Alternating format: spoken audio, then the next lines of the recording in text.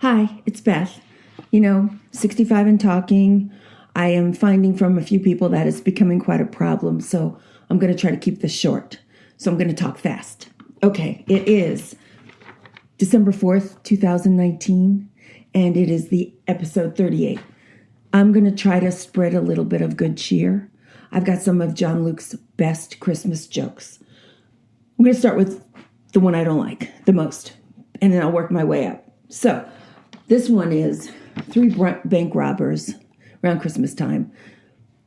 Everything went awry, and they all got shot.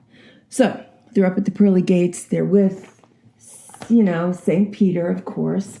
And St. Peter says, okay, I'm in a good mood.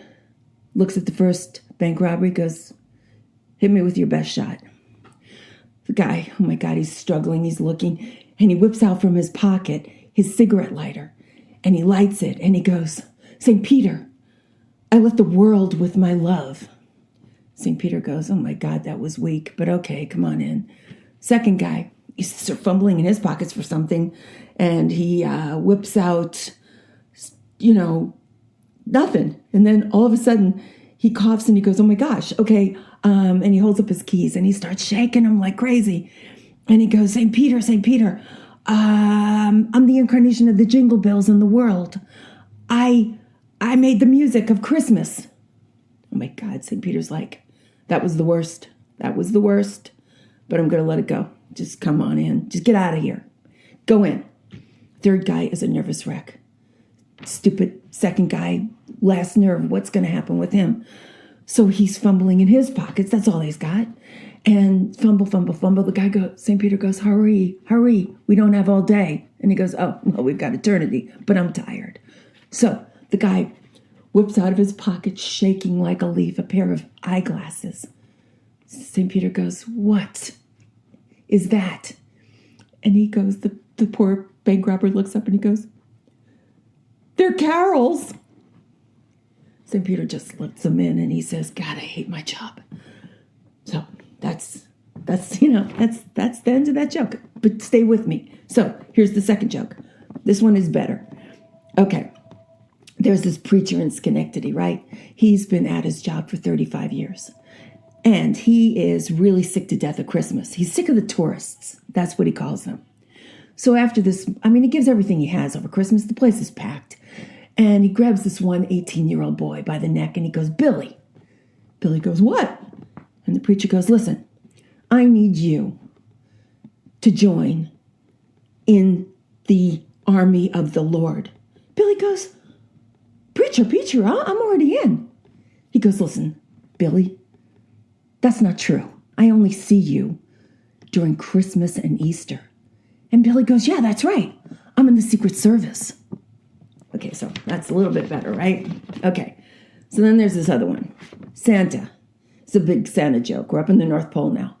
Santa he's had a very bad year. This is the worst ever. Everything's disorganized. The reindeer have gotten sick, 2 of them. They're probably out. He doesn't know what to do. He's dealing with rotten children this year. They all want everything. Mrs. Santa Claus, for some reason, isn't even speaking to him. And constant interruptions that last forever. Business meetings. Losing his mind. Finally, the doorbell rings. He's like, oh my God, what is that? He goes to the door. He sees this beautiful angel, happy as can be, all glorified with her halo and everything. And he goes, what do you want? And she goes, oh, Santa, I found this tree underneath something. I don't know. I should have given it to you months ago. It's got 1 million more names of 1 million more children. She says, Santa, where do you want me to stick it?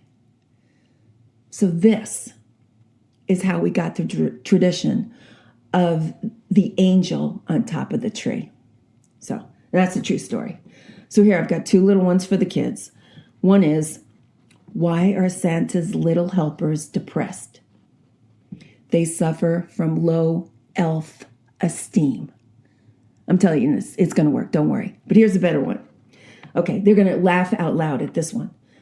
Okay, what music do elves listen to? Give it a second. Rap music. Ha! They will laugh. Okay, here's just an interesting little something. Did you know that stressed is just dessert spelled backwards. So I'm saying just turn your life around. Now, here it is. I'm ready. And I'm going to give you John Luke's best Christmas joke. Okay? This is what happened. So, down the deep south. We are in the deepest, darkest south right now. I mean, we are in the smallest town in the whole wide world. And with people who have never moved away. I mean, that's what it is. One big white church, with the pillars and everything. It's been around for 100 years. There isn't any other church in this town. This is where everybody goes. So they have the biggest, what do they call it? Where everybody is in the stable, a passion play. And it's all over the lawn in front of this church. Every single person in the community is in it. And every year, it's a real honor to be the newborn baby in the manger. And they've got like 10 or 20 to choose from. It's a lovely little town. Everything's beautiful. So this professor from Cornell is going all over the country getting his 14th doctorate. This time it's in religious traditions in America. So, of course, he's coming to this town because it is famous, world famous, for being the greatest play in the world. I mean, they got 15 donkeys instead of one. That's how big these guys are. So he gets to the town, and it's all lit up, and it's really pretty, and the church is nestled under some pretty pine trees, and they got pine trees in the south. It's just lovely. And so anyway, he gets closer, and he just can't believe what he's looking at. The three wise men are wearing fireman helmets. I'm not kidding. Fireman helmets. He goes up and he's just like pulling his hair out. What's this? What's this? Somebody comes up and says, I'm going to get you Miss Marlene. He's like, yeah, get me Miss Marlene. What's going on here? So Miss Marlene comes up. She's 4'11", really fiery. And she says, may I help you? And he says, yeah, it's beautiful. And I think it's grand that your whole town's doing it. But what is up with the three wise men having the fireman helmets on? She goes, oh, let me just tell you something. I am so sick of you men coming down from the north telling us what to do. Who do you think you are? And he says, well, I'm a professor from Cornell, which is in New York. Okay, that was a good one. And I'm working on my 14th doctorate on religion. She says, oh, religion. Well, I bet you never even read the Bible, not like I did. And he says, well, I can assure you I have. She said, don't you move a muscle. Don't you dare. And she goes to her purse and she takes out her worn Bible and he says, listen, just tell me, what are they doing with the fireman helmets on? She says, I will not only tell you, I will show you. And she whips out that Bible. It's all beat up. And she gets to that page and she says, it's right here in the Bible.